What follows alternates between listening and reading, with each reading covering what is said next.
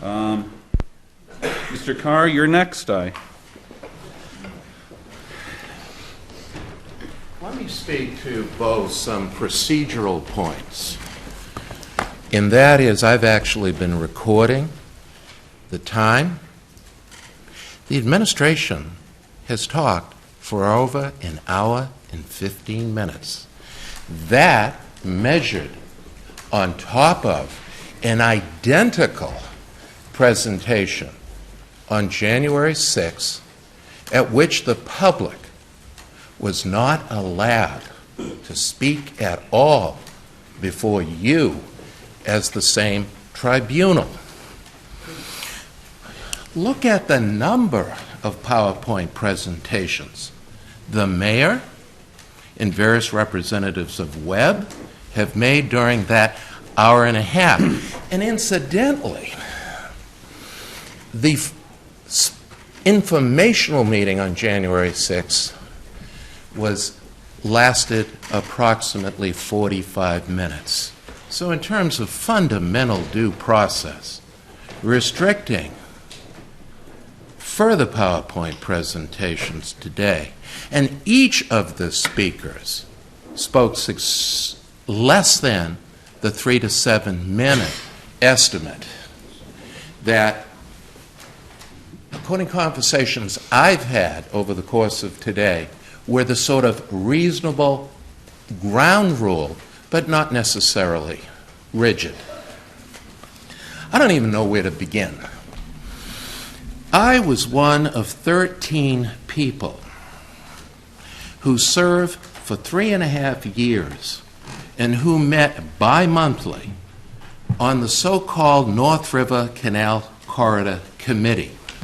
And we were charged with recommending to the City Council in the period of 2002-2003 innovative zoning that would ultimately be the basis for progressive reforms along the entire corridor of the former blighted industrial zone, stretching more or less from the overpass all the way up to the Salem-Peabody line at Howley Street.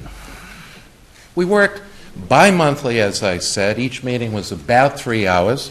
We had a grant of $100,000, and we used that grant to retain a professional city planner from the Boston architectural firm of Goody Clancy, a leading Boston architectural firm. They were the ones who designed the Superior Court.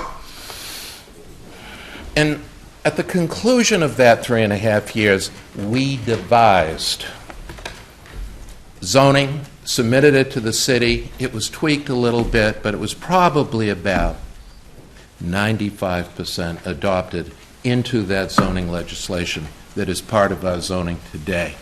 This is a throwback to the old days.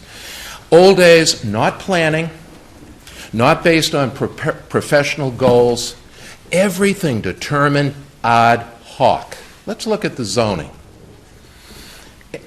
The Webb facility currently is NRCC. Everything else is R2.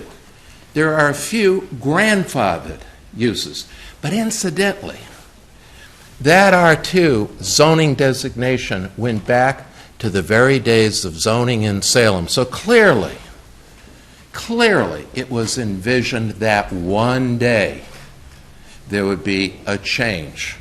You know, the mayor talked about we're getting it. The city isn't getting it.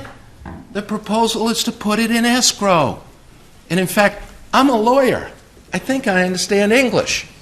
But as I read the December 28th letter from Webb's counsel, it looks like the TIF starts at $1. And, you know, think long and hard about this. Ask yourselves, would the proposal to rezone Webb have occurred if the universal site have occurred if Webb's decision weren't driving it?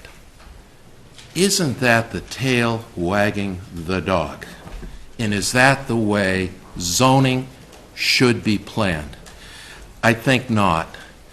I had actually intended to speak about other zoning issues, but in the interests of time, just wait a minute, let me, yeah.